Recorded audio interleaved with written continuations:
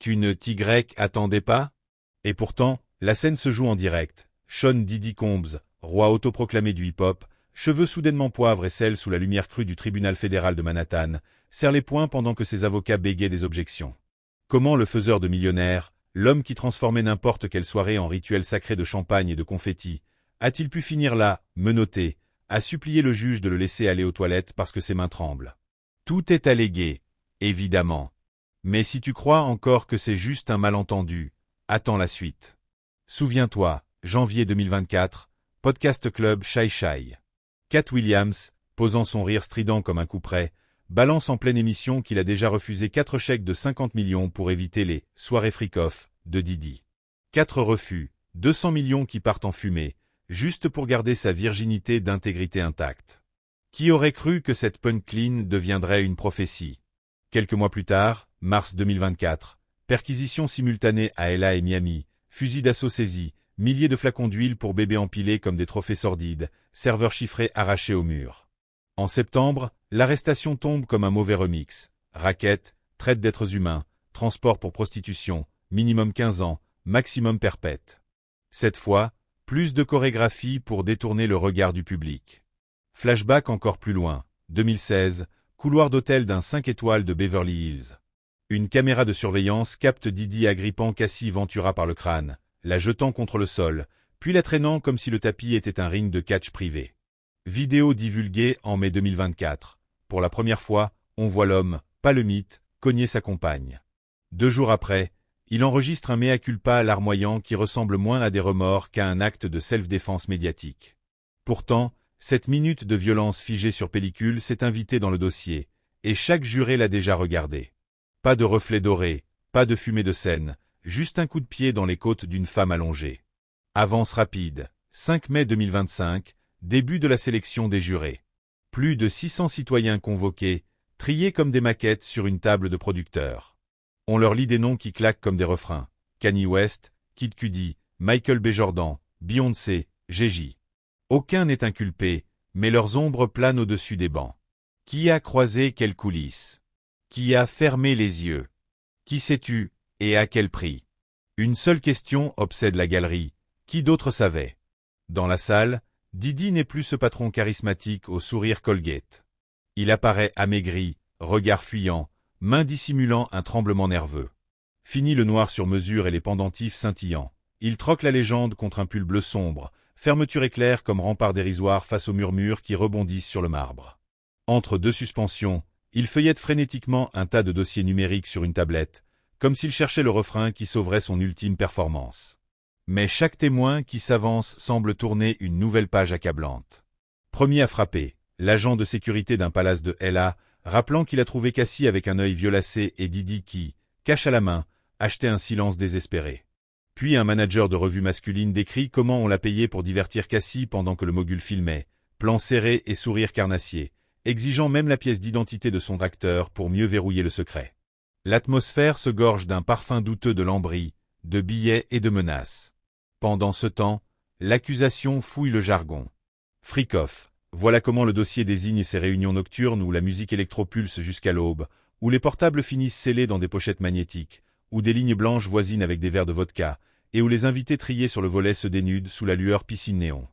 Des témoins décrivent des sélections dignes d'un casting forcé. Celle-là, je la veux, aurait-il glissé, pointant une femme comme un DJ choisirait la prochaine piste. Mais le vrai nœud coulant qui étouffe l'ex-patron de Bad Boy, c'est la menace fantôme de Cat Williams.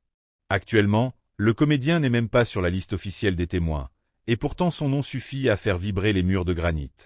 Les procureurs laissent planer l'idée de l'appeler en renfort pour prouver la notoriété des partis et l'omerta qui les entourait. Les avocats de la défense s'agitent, déposent motion sur motion, conjurent la juge Subramanian de filtrer tout ce qui ressemble à du potentiel préjudice. Mais comment effacer une phrase qui résonne déjà dans l'opinion? Tous les déviants à grande gueule vont tomber en 2024, peu importe que tu t'appelles Diddy ou machin. C'était drôle hier, c'est glaçant aujourd'hui. La défense, menée par Maître Anifilo et Maître Gago, joue la carte du consentement à outrance. Selon eux, Diddy vivait tout simplement un style de vie libertin. Adulte consentant, sexe tarifé, rien d'illégal, clame-t-il. Ils plaident aussi la chasse aux sorcières raciales, la cabale médiatique, le tribunal de Twitter. Pourtant, leur credo se fissure quand le parquet exhibe les relevés bancaires, les billets d'avion payés cash pour des escortes, les textos effacés mais ressuscités par la police scientifique. Et derrière chaque ligne de code récupérée se cache un visage, une nuit, une menace. Plus l'audience progresse, plus la question du témoin manquant hante le parquet. Victime 3, introuvable. Suboena délivré, numéro de portable en rade, avocat muet comme une statue. Fuite? Intimidation? Ou simple désir de ne plus ouvrir cette boîte de Pandore? L'absence, ici, est plus bavarde qu'un millier de témoignages. Le jury s'interroge. Qu'a-t-elle vu pour préférer disparaître? Didi, lui, ronge son frein dans la prison fédérale de Brooklyn depuis 9 mois. Pas de teinture noire autorisée. Les racines argentées trahissent la course folle du temps. Les rumeurs disent qu'il a utilisé le téléphone de codétenu pour orchestrer des appels en 3 voix, tenter d'influencer des témoins, semer le doute sur Instagram via des proches. Si cela se confirme, l'accusation de subornation viendra s'ajouter à la pile déjà suffocante des chefs d'inculpation. Et la liste est longue. Un chef de complot de racket, passible de la perpétuité, 2 chefs de traite d'êtres humains, minimum 15 ans chacun, maximum la vie, 2 chefs de transport en vue de prostitution, 10 ans par trajet. Additionne, multiplie, l'addition flirte avec l'éternité derrière les barreaux. Pour un homme de 55 ans, chaque année ressemble déjà à un verdict sans appel. Le cirque médiatique ne s'arrête pourtant pas au perron du tribunal. Sur TikTok, on théorise tout et n'importe quoi. Beyoncé et Gégé complices, Justin Bieber groomé lors de Week-end Mystère, Usher témoin muet depuis ses 13 ans passés dans la villa de Didi.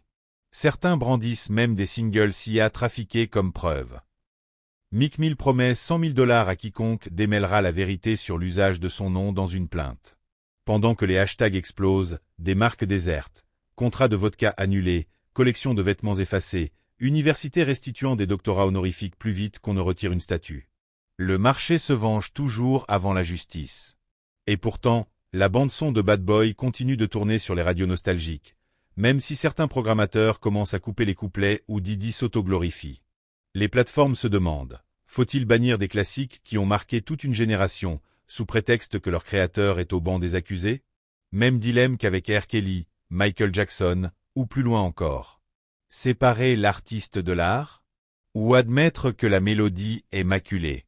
Pendant ce temps, au banc des témoins, défilent ex-assistants, chauffeurs, agents de sécurité, choristes oubliés. Ils parlent d'enveloppes de billets balancés comme des confettis après minuit, de valises d'ecstasy arrivées par jet privé, de NDA signés sous pression. Ils racontent qu'on retirait les batteries des téléphones, que les bodyguards barricadaient les portes à double tour, que le moindre refus se traduisait en cris, menaces ou promesses de ruiner une carrière.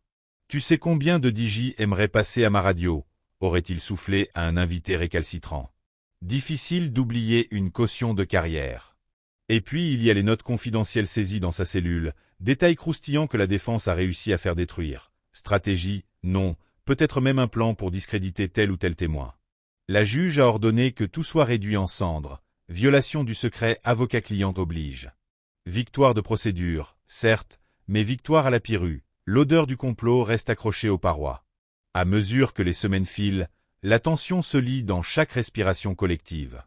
Une salle d'audience n'est pas un studio. Pas de second take, pas de montage pour virer les hésitations.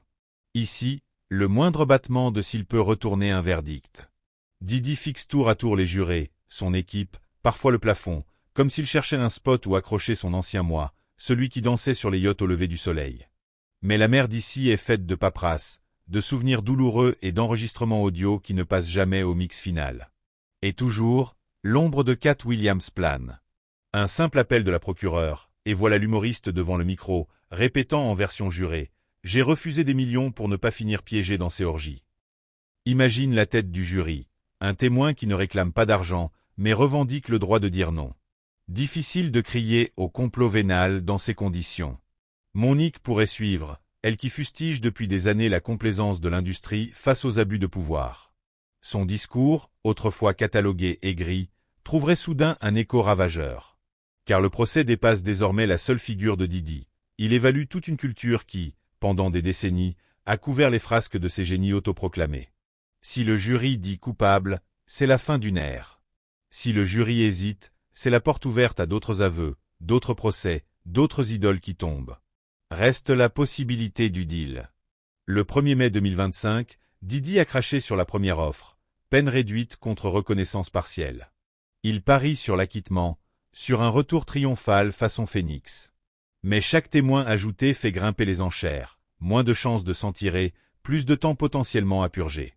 Un jour, il lèvera peut-être les yeux vers le néon du plafond, imaginant le reflet d'un extincteur comme une boule à facettes, et il se demandera en silence à quel moment la fête s'est terminée. Bien sûr, tout est encore allégué, répétons-le. La présomption d'innocence n'a pas disparu. Mais la balance penche, audition après audition. Et pendant que les spéculations virales se nourrissent de chaque soupçon, la vraie bataille se joue loin des Timelines, entre quatre murs froids, où un homme qui se croyait intouchable redécouvre la peur la plus primitive, perdre la liberté. Alors, est-ce vraiment la fin pour Didi? Le roi déchu du Champagne Shower va-t-il troquer ses lunettes de soleil pour les barreaux d'une cellule jusqu'à la fin de ses jours? Ou bien un jury, submergé d'informations contradictoires, finira-t-il par douter, offrant aux magnates la rédemption la plus improbable de l'ère post-MeToo? Pose-toi la question. Et si tu as vécu tes nuits sur ces beats, demande-toi aussi quelle vérité tu es prêt à écouter. Parce qu'à l'heure où les rideaux se referment et que les projecteurs du tribunal s'éteignent, une chose reste sûre. Le son de la légende est désormais parasité par le bourdonnement persistant des témoignages. Et ce remix, personne ne pourra jamais l'arrêter.